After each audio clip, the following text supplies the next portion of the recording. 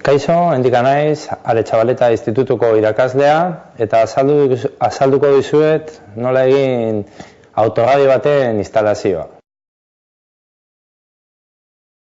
Hemen dauzkagu instalazio honetan erabiliko ditugun osagarri edo komponente guztiak, eta hasiko naiz azaltzen. Lehenik eta behin daukagu hemen irratia, bertan bere karatula edo maila ginteko panela, atzean konexioak dauzkagu, irratiaren konexioak.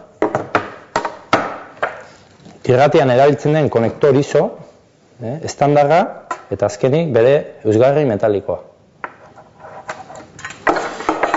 Bigarren osagarri bezala, amplifikadorea esango genuke, soinu amplifikadorea, hemen ikusten dira baita ere, konektoreak. Gero, bosgoragailua dauzkagu, bosgoragailu desberdina dauzkagu, hau normalena da. Hemen beste bosgoragailua daukagu, askoz handiagoa, hau soinu grabeen dako erabiltzen da. Subwooferra, esaten zaio. Kableatu desberdina, oneri RCA deitzen zaio, ikusten da puntetan. Hau erabiliko da irrati eta amplifikadoren arteko konexioan. Gero, antenaren kable izango genuke, bere antena barne.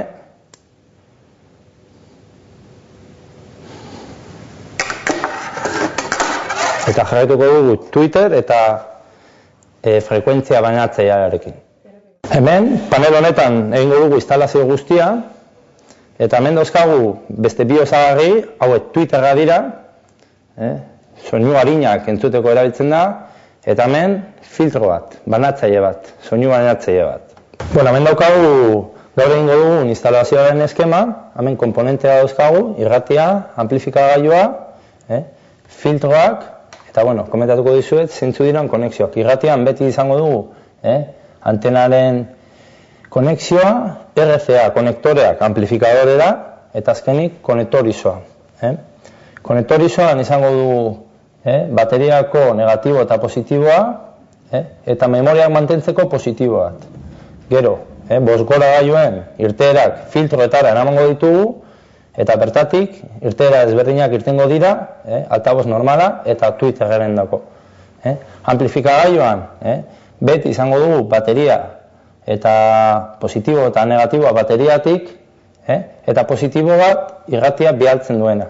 Eta azkenik subwooferraren konexioa. Lehenik eta behin irratiaren eusgarria jarriko dugu.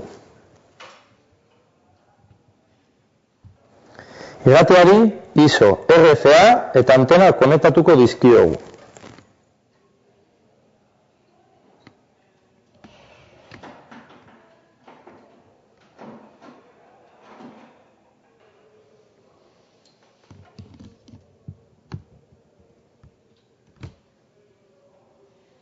Amplifikagailuari bateriatik hartutako fusible-dun positiboa eta negatiboa, irratitik datorren positiboa eta subwooferraren irteerak konektatuko dizkiogu.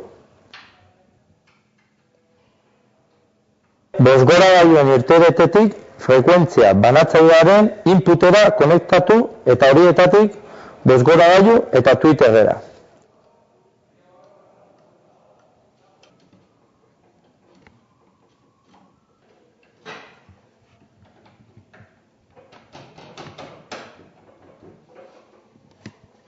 Azkenik, funtzionamendu froga egingo dugu.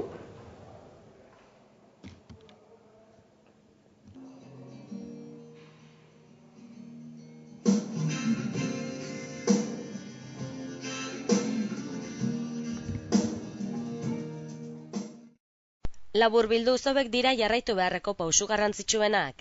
Irratiaren karkasa instalatu, irratiari konektore guztiak lotu, amplifikadorera sarrera eta irteera guztiak konektatu, frekuentzia banatzailera sarrerak eta irteerak konektatu, bosgorailua konektatu, funtzionamendu froga egin.